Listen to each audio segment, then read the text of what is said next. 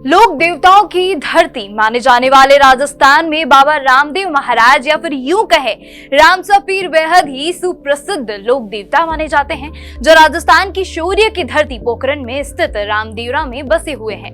आज मैं लोक देवता बाबा रामदेव का जिक्र इसलिए कर रही हूं क्योंकि इस बार रामदेवरा मेले में नेत्र कुंभ का आयोजन भी होने वाला है। जी हाँ, पोखरण के समीप स्थित रामदेवरा में बाबा रामदेव की समाधि स्थल पर लगने वाले मेले के शुभ अवसर पर इस साल 1 अगस्त से 2 सितंबर 2025 तक लोक देवता बाबा रामदेव नेत्र कुंभ 2025 का आयोजन किया जाएगा। इसलिए इस दिव्य नेत्र कुंभ की पूरी जानकारी देने के लिए आज जयपुर में सेवा सदन पर प्रेस कॉन्फ्रेंस रखी गई है। इस प्रेस कॉन्फ्रेंस को सेवा सदन में सक्षम के राष्ट्रीय संगठन मंत्री चंद्रशेखर, प्रदेश अध्यक्ष डॉक्टर क्षमाशील गुप्ता और डॉक्टर मधु ने संबोधित किया। इस प्रेस कॉन्फ्रेंस में बताया गया कि पहला नेत्र कुंभ 2019 में 50 दिनों तक का लगा था, जिसमें 2 लाख लोगों की जांच, 1 लाख लोगों को चश्मा और 23,000 लोगों का ऑपरेशन किया गया था।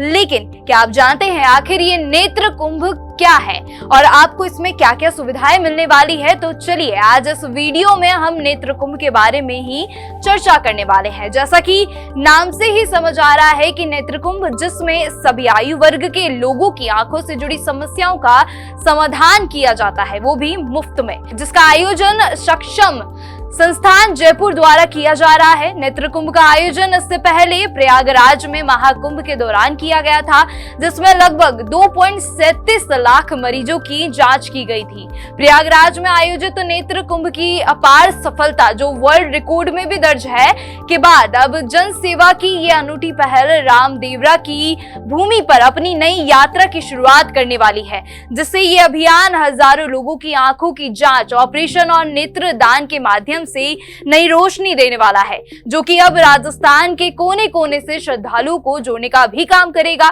इस अभियान का नेतृत्व राष्ट्रीय स्वयं सेवक संघ यानी आरएसएस से जुड़ा दिव्यांग जन सेवा क्षेत्र का प्रमुख संगठन सक्षम करेगा, जो कि सालों से नेत्र, श्रवण और अन्य दिव्यांग सेवाओं के क्षेत्र में उत्कृष्ट कार्य कर रहा है। बता दें, सक्षम इस बार अन्य कई सामाजिक, धार्मिक और चिकित्सक संगठनों जैसे स्टूडेंट्स का एसएफएस, राष्ट्रीय सेवा भारती, विद्या भारती, राजस्थान शिक्षक संघ, जन सेवा समिति जैसलमेर जैसे 10 से 12 संगठनों के सहयोग से रामदेवरा में नेत्र कुंभ का आयोजन किया जाएगा। ये एक मुफ्त नेत्र जांच शिविर है, जिसमें अनुभवी आंखों के डॉक्टरों द्वारा आधुनिक उपकरणों से जांच की जाएगी, जिसमें नेत्र ऑपरेशन की सुविधा भी दी जाएगी। इसमें नेत्रदान जागरूकता अभियान भी चलाया जाएगा, जो कि मरने के बाद नेत्रदान को लेकर जागरूकता कार्यक्रम है।